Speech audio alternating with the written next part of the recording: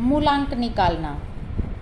सबसे पहले हम बात करेंगे मूलांक की, कि मूलांक क्या होता है और उसको हम कैसे निकाल सकते हैं।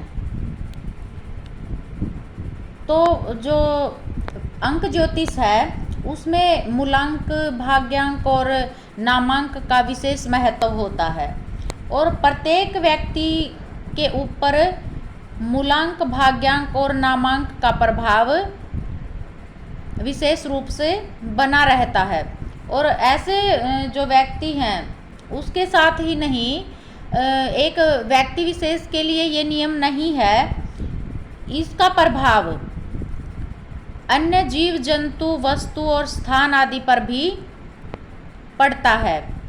अर्थात कोई भी वस्तु या नाम ऐसा नहीं है जिसके ऊपर अंकों का प्रभाव नहीं पड़ता। जीवन का हर पल और हर पहलू इन्हीं से जुड़ा रहता है और यदि इन तीनों में तालमेल बना रहे, अर्थात जैसे कि नामांक, भाग्यांक और जन्मांक और नामांक जो होते हैं और साथ में भाग्यांक, इन तीनों में आपस में जैसे अंकों में मैत्री होती है तो क्या होगा कि शुभ संकेत है ये, अर्थात शुभता का प्रतीक माना गया है। और शत्रु भाव यदि है अंकों के मध्य में तो फिर क्या होगा कि हर प्रकार से उसको अनेक विघ्न बाधाओं का सामना करना पड़ता है और जीवन में बहुत सी विघ्न बाधाएं भी आती हैं। तो यह अशुभता का प्रतीक हुआ। तो इन तीनों में यदि तालमेल ना हो तो जीवन किसी न किसी रूप में दुख से प्रभावित अवश्य ही होता रहता है। और अंक ज्योतिष में इन तीनों में तालमेल बैठाया जाना या फिर बनाया जाना संभव है, अर्थात इनमें कुछ चेंज करके तालमेल बैठा सकते हैं। गणना शुद्ध करने पर जीवन में क्या होगा, सफलता की प्राप्ति होगी।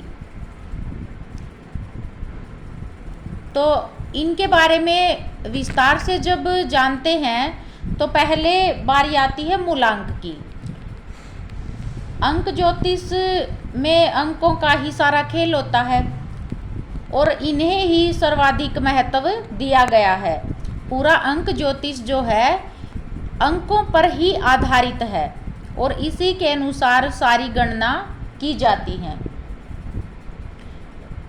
क्योंकि हमारे सौरमंडल में 9 ग्रह होते हैं और इन्हीं 9 ग्रहों के मूलांक भी 9 ही हैं, 9 ही माने गए हैं। जैसे 1 से लेकर 9 तक हर एक अंक को एक ग्रह का प्रतीक माना गया है और इन्हीं से सारे फलादेश बताए जाते हैं, ज्ञात किए जाते हैं। मूलांक को जन्मांक, लघु अंक या बर्थडे नंबर के नाम से भी जाना जाता है। व्यक्ति की जन्म तिथि को आधार मानकर मूलांक अर्थात जन्मांक ज्ञात किया जा सकता है। जैसे किसी जातक विशेष का जन्म जिस तारीख को होता है तो वह उसका जन्मांक या मूलांक होता है।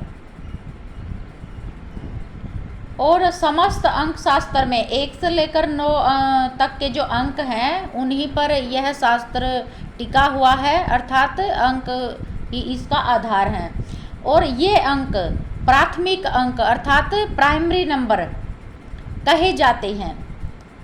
जैसे कि 1 से लेकर 9 तक की जो संख्याएं हैं 1, 2, 3, 4, 5, 6, 7, 8 और 9, ये सभी हैं।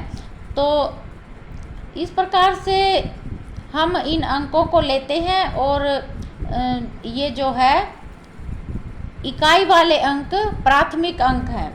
तो आप ये देखें कि जो अंक 9 से बड़े हैं उन्हें संयुक्त अंक कहा जाता है, अर्थात 9 से आगे जो भी अंक आएंगे जैसे 10 और 10 से आगे की जितने भी अंक हैं, ठीक है, तो वह 1 से 9 तक ही आप इसमें 0 को भी शामिल करेंगे, क्योंकि 0 को मिलाकर ही आगे संख्याएं काफ़ी बनती हैं। तो इन्हीं की बार बार पुनरावृत्ति होती है, तभी कोई संयुक्त अंक बन पाते हैं।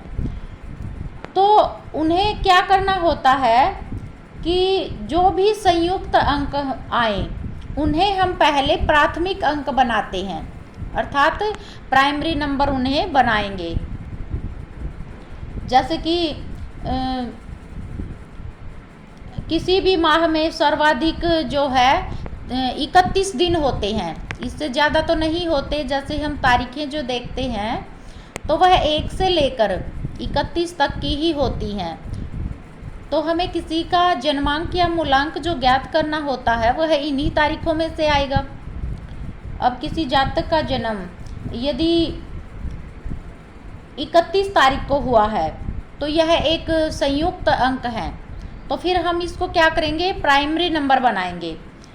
जैसे 31 है तो इसको लिखेंगे 3 जमा 1, अर्थात ये हो गया 3 जमा 1 बराबर 4। ठीक है, इस प्रकार से ये जो हुआ जन्मांक 4 हुआ। इसी प्रकार से हम किसी भी जातक का जो है जन्मांक या मूलांक निकाल सकते हैं। यदि 9 तक ही तारीख में जन्म होता है वह तो प्राइमरी नंबर वैसे ही है। यदि संयुक्त अंक आ जाता है तो फिर हमें उसे सिंगल नंबर बनाना होता है, अर्थात प्राइमरी नंबर। इसी प्रकार इसको जोड़कर हम बनाते हैं।